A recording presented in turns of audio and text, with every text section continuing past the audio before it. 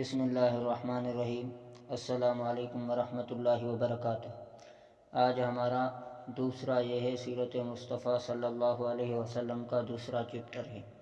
اوپر جو سلسلہ نسب بیان کیا گیا وہ پدری اور جدی سلسلہ تھا۔ مادری سلسلہ نسب یہ ہے: محمد بن آمنہ بنت وہب بن عبد مناف بن زہرہ بن کلاب بن مرہ۔ کلاب پر مادری اور پدری دونوں سلسلہ نسب جمع ہو جاتے ہیں۔ اگر اس مقام پر سلسلہ نسب کے کچھ آباء و اجداد کا مختصر حال ذکر کر دیا جائے تو غالباً غیر مناسب نہ ہوگا۔ عدنان کیدار بن اسماعیل علیہ السلام کی اولاد میں سے ہے۔ ابو جعفر بن حبیب اپنی تاریخ میں روایت کرتے ہیں کہ ابن عباس رضی اللہ عنہ یہ فرماتے تھے کہ عدنان اور معد اور ربیہ اور خزیمہ اور اسد یہ سب ملت ابراہیمی پر تھے۔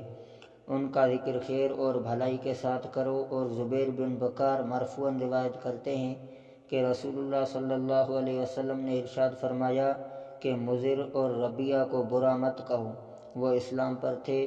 اور سعید بن مسیب کی ایک مرسل روایت بھی اسی کی مؤید ہے۔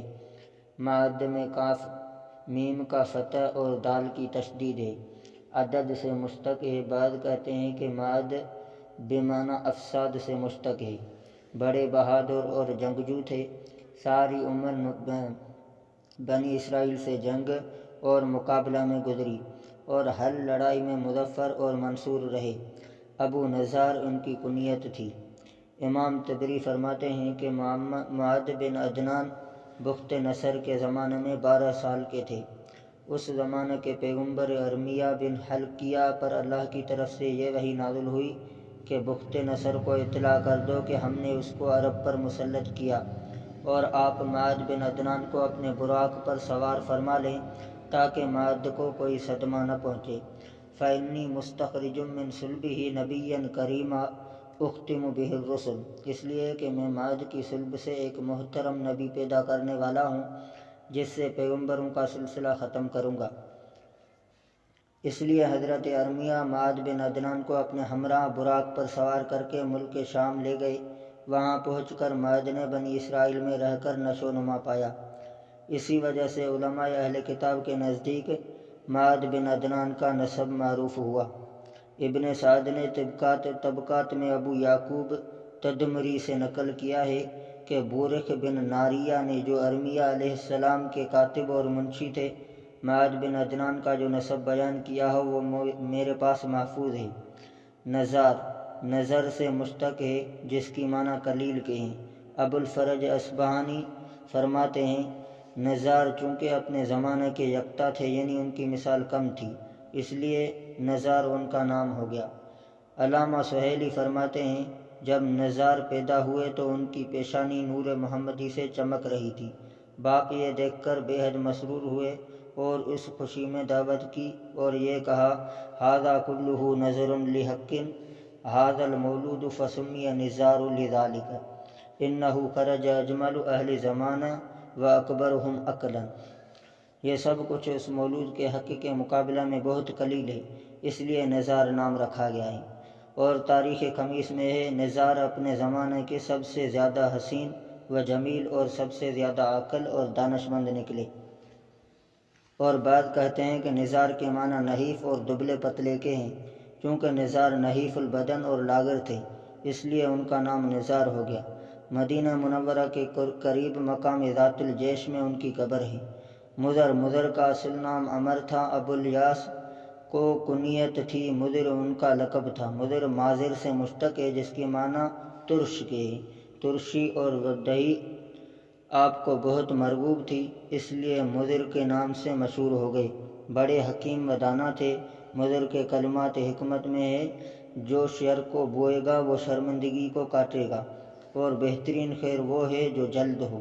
پس اپنے نفسوں کو ناگوار خاطر چیزوں پر آمادہ کرو اور خواہشات سے نفسوں کو بچاؤ۔ صلاح اور فساد کے مابین سوائے صبر کے کوئی حد فاصل نہیں ہے۔ نہایت خوش الحان تھے۔ چلتے وقت اونٹوں پر حدیث پڑھنا انہی کی ایجاد ہے۔ ابن سعد نے طبقات میں عبداللہ بن خالد سے مرسلاً روایت کیا ہے کہ رسول اللہ صلی اللہ علیہ وسلم نے ارشاد فرمایا: کہ مضر کو برا مت کہو، وہ مسلمان تھا۔ ابن حبیب نے اپنی تاریخ میں ابن عباس سے روایت کیا ہے کہ عدنان اور ان کے باپ اور ان کے بیٹے سعد اور ربیعہ اور مضر اور کیس اور تمیم اور اسد اور ضبا ملت ابراہیمی پر مسلمان مرے۔ الیاس، حضرت الیاس علیہ السلام کے ہم نام بیت اللہ کی طرف ہدیے بھیجنے کی سنت سے پہلے الیاس بن مضر ہی نے جاری کی۔ کہا جاتا ہے کہ الیاس بن مضر اپنی صلب یعنی پشت سے نبی اکرم صلی اللہ علیہ وسلم کا تلبیہ حج سنا کرتے تھے۔ یہ بھی کہا جاتا ہے کہ نبی اکرم صلی اللہ علیہ وسلم نے یہ ارشاد فرمایا کہ الیاس کو برا مت کہو، وہ مومن تھا۔ علامہ زرقانی فرماتے ہیں کہ مجھ کو اس حدیث کا حال معلوم نہیں، یہ حدیث کس پایا کی ہے۔ مدرکہ، جمہور علماء کا قول یہ ہے کہ مدرکہ کا نام عمر تھا۔ محمد بن اسحاق کہتے ہیں کہ ان کا نام عامر تھا اور مدرکہ ان کا لقب تھا، جو ادراک سے مشتق ہے۔ چونکہ انہوں نے ہر قسم کی عزت اور رفعت کو پایا، اس لیے مدرکہ ان کا لقب ہو گیا۔ خزیمہ، ابن عباس فرماتے ہیں کہ خزیمہ ملت ابراہیمی پر مرے۔ کنانہ عرب میں بڑے جلیل القدر سمجھے جاتے تھے۔ ان کے علم و فضل کی وجہ سے دور دراز سے لوگ مستقل ان کی زیارت کے لیے سفر کر کے آتے تھے۔ نظر نظارتن سے مشتق ہے، جس کے معنی رونق اور تر و تازگی کے ہیں۔ جو حسن و جمال کی وجہ سے ان کو نظر کہنے لگے تھے۔ اصل نام کیس تھا۔ مالک نام تھا، ابو الحارث کنیت تھی، عرب کے بڑے سرداروں میں تھے۔ فہر نام ہے، قریش لقب ہے۔ بعض کہتے ہیں کہ قریش نام ہے اور فہر لقب ہے۔ انہی کی اولاد کو قریشی کہتے ہیں، اور جو شخص فہر کی اولاد سے نہ ہو اس کو کنانی کہتے ہیں۔ اور بعض علماء کہتے ہیں کہ قریش نضر بن کنانہ کی اولاد کا نام ہے۔ حافظ علائی فرماتے ہیں کہ یہ صحیح ہے، اور محققین کا قول ہے کہ قریش نضر بن کنانہ کی اولاد کو کہتے ہیں، اور بعض احادیث مرفوعہ بھی اس کی مؤید ہیں۔ امام شافعی رحمۃ اللہ علیہ سے بھی یہی منقول ہے کہ قریش نضر بن کنانہ کی اولاد کا نام ہے۔ بعض حفاظ حدیث فرماتے ہیں کہ فہر کی باپ مالک نے سوائے فہر کے کوئی اولاد نہیں چھوڑی، اس لیے جو شخص فہر کی اولاد سے ہے وہ نضر کی اولاد سے بھی ہے۔ لہذا قریش کی تعیین میں جو اقوال مختلف تھے وہ سب بحمد اللہ متفق ہو گئے۔ وآخر دعوانا الحمد للہ رب العالمین۔